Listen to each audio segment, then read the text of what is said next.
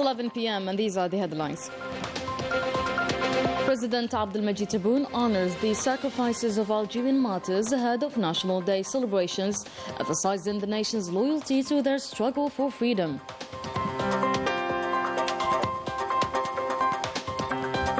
At the close of the 38th African Union Summit, African leaders extended their congratulations to President Tebboune for Algeria's exceptional success at the summit. Experts discuss strengthening Algeria-European Union strategic partnership in 2025 during key investment forum. Maxen prisons exposed as graveyards of human dignity, highlighting ongoing human rights violations. All right, welcome back, everyone. The President of the Republic, Abdelmajid Tebboune, addressed a message today on the occasion of National Martyrs' Day, observed on February 18th, and which reads as follows. Algeria commemorates National Martyrs' Day as an expression of the Algerians' loyalty and gratitude for the heavy price paid in blood by the martyrs on the path to liberation and emancipation, and for the countless sacrifices made by generations of patriotic men and women after decades of struggle within the national movement. They came to the realization that colonialism, with its brutal and destructive methods, had invaded our land and obstructed the course of its valiant people for over 130 years. Horrific were the crimes committed by those who falsely claimed to defend civilization and civility, for it was a devastating colonization nourished by the illusion of permanence and driven by the desire to seize wealth and resources.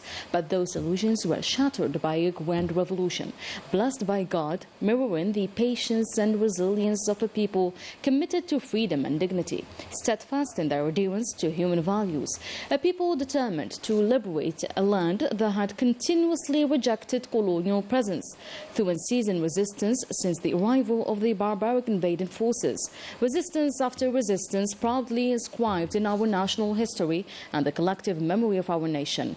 These revolutionaries understood that there was no alternative but armed struggle, a path they pursued with courage and merit, without yielding to power imbalances nor being shaken by the horrors and hardships they remained unwavering on the glorious path of November, pressing forward to victory. As we commemorate this cherished anniversary in a thriving Algeria, we draw inspiration for their awareness, their confidence in our nation's potential, and their mobilization of its capabilities to elevate Algeria to the ranks of emerging nations. We are fully convinced that our people, especially our youth, recognize that advancing towards the goal of strategic development across its political and socio-economic dimensions is the noblest of challenges, one that unites and drives our collective will. It is also the greatest test that Algerians aspire to overcome and the truest expression of our loyalty to our valiant martyrs. To their memory, I pay tribute with deep respect and admiration on this National Martyrs' Day as I extend my greetings and deep appreciation to the war veterans. Long live Algeria, glory and eternity. To our valiant martyrs, concluded the President of the Republic his message. February holds a special place in Algeria's history indeed, marked by key milestones and painful sacrifices in the struggle for independence. National Martyrs' Day honors the martyrs' courage and reinforces the duty to preserve and pass down the values of unity and resilience. Misalila Balaman. The National Shahid Day or Martyrs' Day, a way to pay tribute to the martyrs who sacrificed their lives for Algeria's liberation and independence, a symbolic day to remember their courage and heroism, as well as their struggles against the French occupation. Though this commemoration is a heavy reminder of the martyrs' sacrifice, it is also a call for the preservation of the values of unity, solidarity, and patriotism they passed down. Proud and loyal to its revolutionary past, Algeria remains steadfast in preserving national memory by ensuring its teaching to the new generation for the anchoring of national belonging. The month of February holds a special place in Algeria's history. Numerous significant events that took place during this month are linked to the fight for independence and national memory, which is the case with the creation of the Special Organization OS in February 1947 and the publication by the United Nations during its 11th session of Resolution 1012 on February 18, 1957, recognizing the Algerian people's right to self-determination. This month of February is also marked by other other painful events that have left a deep imprint on collective memory. These include the French nuclear tests conducted from February 13, 1960 in southern Algeria, the bombing of the village of Saïd Sidi Youssef on February 8, 1958, and the construction of barbed wire fences, electrified and mined barriers, along with the deployment of anti-personnel mines in February 1959. Beyond the commemoration of Martyrs' Day, this milestone serves as a constant reminder of the unbreakable bond between national memory, the sacrifice of the martyrs, and the historic decisions that shaped Algeria's destiny.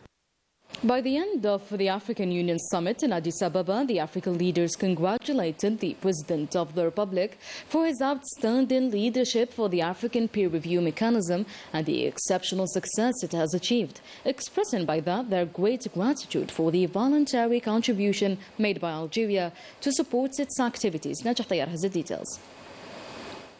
Algeria has emerged as a key player on the African continent following the conclusion of the 38th AU Summit, which focused on advancing peace, security, good governance and economic integration.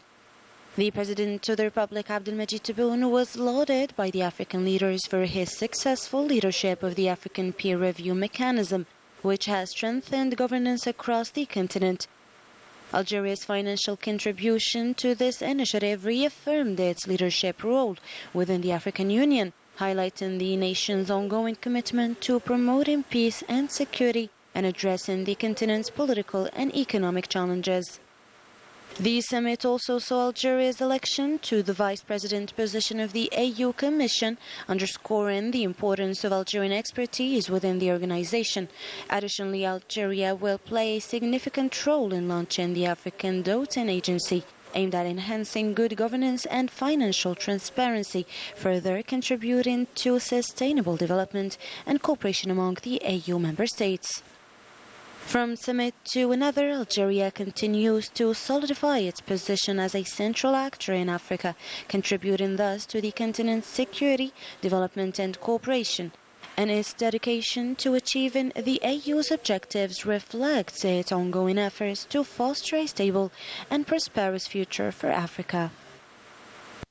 And Algeria welcomes the adoption of the 38th Ordinary Session of the African Union Summit's resolution classifying slavery, deportation and colonialism as crimes against humanity and acts of genocide committed against African peoples. Having endured 132 years of brutal settler colonialism, Algeria fully supports this decision, viewing it as a crucial step towards recognition, justice and reparations for crimes suffered by African nations. The summit also entrusted Algeria alongside South Africa, Togo and Ghana with ensuring the resolution's implementation at the international level. Algeria reaffirmed its commitment to this task, drawing inspiration from the sacrifices of the African peoples in their fight for sovereignty and independence. Minister of State for Foreign Affairs and National Community About African Affairs, Ahmed Attaf, arrived today in Maputo for an official visit to the Republic of Mozambique, as commissioned by President Abdelmajid Tebboune. The visit is part of ongoing efforts to further strengthen the long-standing friendship and solidarity between Algeria and Mozambique. Minister Attaf is expected to meet with the President of the Republic of Mozambique, Daniel Francisco Chapo. He will also hold a working session with his Mozambican counterpart, Maria Manuela dos Santos Lucas. Algeria and Mauritania have signed an agreement outlining the executive program of joint cooperation in higher education and scientific research for 2025 to 2027. The agreement was co-signed by Algerian Minister of Higher Education and Scientific Research, Kamal Badari, and his Mauritanian counterpart, Yacoub Ouldemouy. Badari highlighted that the program aims to enhance academic mobility, strengthen partnerships between universities, and address the challenges in both countries. The Mauritanian minister welcomed the initiative, calling it an effective mechanism to advance bilateral cooperation and deepen their partnership.